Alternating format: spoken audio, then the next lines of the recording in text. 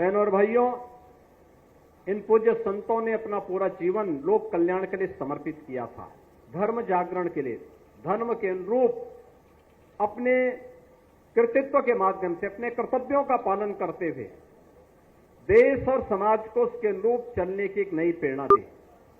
पूज्य स्वामी मधुसूदनाचार्य जी महाराज रहे हों, एक लंबे समय तक उन्हें इस धराधाम पर अपने आशीर्वाद से अयोध्या धाम के साथ साथ पूरे देश के अलग अलग क्षेत्रों को अभिसिंचित करने का अवसर प्राप्त हुआ। लेकिन वहीं साथ ही साथ जगत गुरु रामानुजाचार्य पूज्य स्वामी माधवाचार्य जी महाराज भले ही भौतिक दृष्टि से उनका कार्यकाल अल्प रहा हो, लेकिन अपने उस अल्प अवधि में भी उन्होंने अपनी साधना और अपने चमत्कार से लोगों के जीवन में परिवर्तन लाने का कार्य किया। और जो मैंने आपको बताया कि आज अशरफी भवन के लोक कल्याणकारी कार्यक्रम हो या फिर अयोध्या विद्यापीठ के माध्यम से कोरोना जैसी महामारी के दौरान किए गए उपकार के वे अनेक कार्यक्रम, जब दुनिया हतप्रत थी, बीमारी के सामने पूरी तरह पस्त थी, तब हमारे पूज्य धर्माचार्य, तब हमारे धार्मिक स्थल, तब हमारे इस प्रकार के संस्थान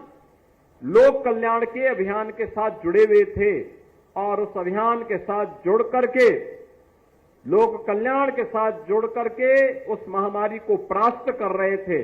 और उसी का परिणाम था कि प्रधानमंत्री मोदी जी के नेतृत्व में कोरोना पर विजय प्राप्त की गई और भारत की 140 करोड़ की आबादी को कोरोना जैसी महामारी से बचाने में मदद मिली। बहनों और भाइयों, आज अयोध्या की जब हम बात करते हैं तो अयोध्या में 500 वर्षों का इंतजार समाप्त हुआ।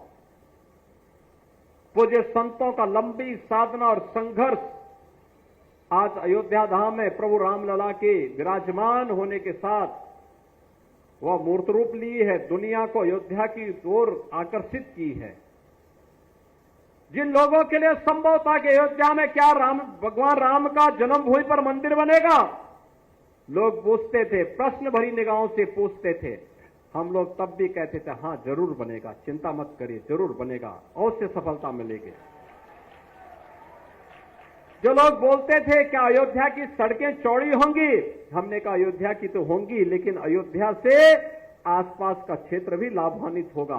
और आज लखनऊ से अयोध्या के बीच में हो, लखनऊ से प्रयागराज के बीच में हो, अयोध्या से रायबरेली के बीच में हो, अयोध्या से गोंडा के बीच में हो, अयोध्या से बस्ती का मार्ग हो, अयोध्या से काशी का मार्ग हो, ये सभी मार्ग 4 लेन की कनेक्टिविटी से जुड़ चुके हैं। बाकी जो बचा है वह जुड़ने की प्रक्रिया के साथ आगे बढ़ चुका है।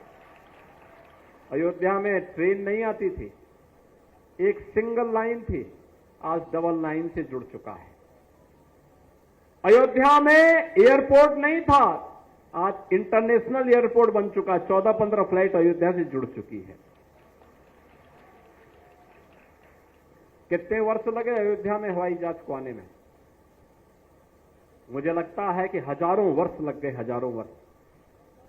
भगवान राम अपने पुष्पक विमान से यहां पधारे थे और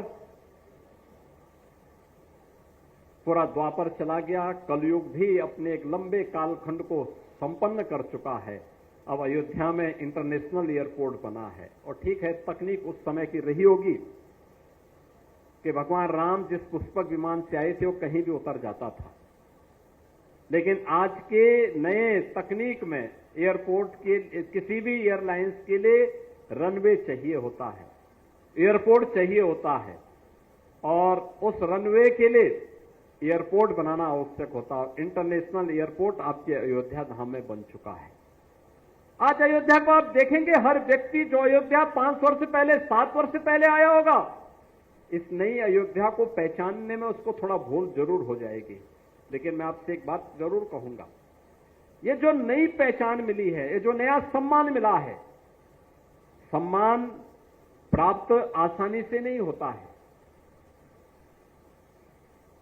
सम्मान आसानी से नहीं मिलता है, और अगर मिलता है देव योग से मिलता है, गुरु कृपा से मिलता है, संतों के आशीर्वाद से मिलता है, तो उसको सजो